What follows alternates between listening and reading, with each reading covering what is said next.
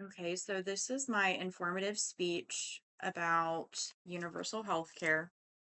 Um, this is my audience.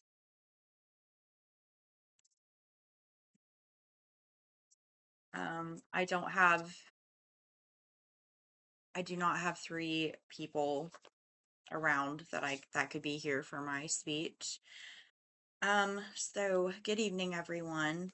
Um, Imagine waking up with severe chest pain,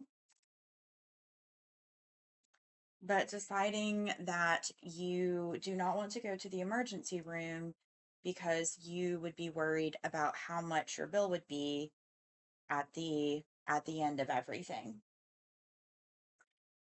For many people, this is a real concern with healthcare.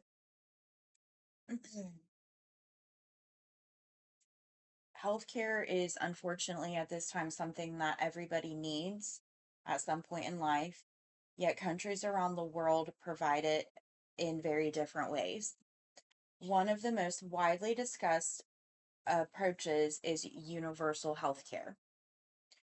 I chose this topic because healthcare affects every single person, regardless of age, income, or background. So, every single person needs healthcare, whether you are the richest person in the world or the poorest, just for your healthcare needs.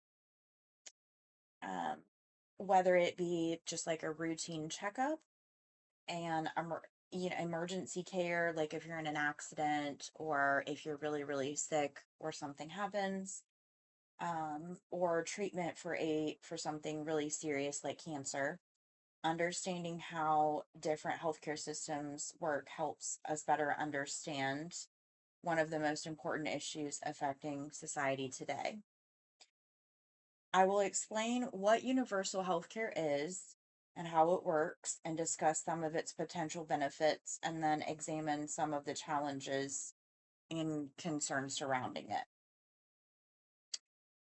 So, universal healthcare and how it works is basically it is a system where a country uses this specific system to provide healthcare services for all of its residents. Um, so basically, the goal of this is to make healthcare available for every single person in that country. So, according to the World Health Organization, or WHO, one of the world's leading public health organizations, universal health coverage means that all people should be able to obtain the healthcare services they need without suffering financial hardships. And that is a citation from World Health Organization. These services include healthcare promotion, disease prevention, treatment, rehabilitation, and palliative care. Countries achieve this goal in different ways. So, for example, Canada primarily uses publicly funded systems, and Germany combines government regulation with nonprofit health insurance, and the United Kingdom operates a national health service. Although each country's system is unique, they all strive to provide healthcare access for their citizens. So now that we've discussed universal health care, let's examine some of its potential benefits. One frequently discussed benefit is improved access to healthcare. When people can regularly visit healthcare providers, they are more likely to receive preventative services such as vaccination and cancer screenings. Early detection can lead to earlier treatment and better health outcomes. So, according to the 2024 International Health Policy Survey published by the Commonwealth Fund, an independent healthcare research organization, countries with universal healthcare generally report fewer financial barriers that prevent people from seeking medical care. This means patients are often less likely to delay treatment because of costs. So, another potential benefit is reducing the financial burden associated with illness and serious medical conditions, which, can create significant expenses for families. Universal healthcare may also improve public health overall.